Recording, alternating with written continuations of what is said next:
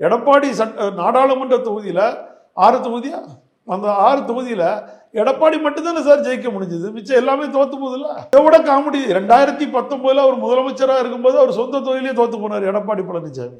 ஏன்னு கேட்டால் பாட்டாளி மக்கள் ஆதரவு இல்லைங்கிற ஒரே காரணத்தினால. இதெல்லாம் வரலாற்று சாதனைகளில் இருக்கிறதுனால எடப்பாடி பழனிசாமியோட மனமாற்றம் தான் நாளைய அதிமுகவோட எதிர்காலமே.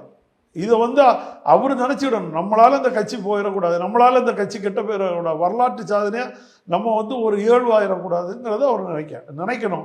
நினச்சா கட்சி மாபெரும் வெற்றி பெறும். இப்போ கூட அவர் நினைச்சாருன்னா வர ஈரோடு கிழக்கு தொகுதியில் மருங்காபுரியும் மதுரை கிழக்கில் எப்படி வெற்றி பெற்றதோ இடைத்தேர்தலில் அதுபோல வெற்றி பெறும். ஈரோடு கிழக்கு தொகுதி ஒரு வரலாற்றில் இடம் பிடிப்பார் எடப்பாடி பழனிசாமி, எல்லாரும் மதிப்பாங்க. இன்னும் தன்னுடைய ஒரு 4-5 பேரோட பேச்சை கேட்டு தன்னையும் அழித்து கழகத்தையும் அழிச்சிடாம எடப்பாடி பழனிசாமியோட நல்ல மனமாற்றம் தான் வேணும்.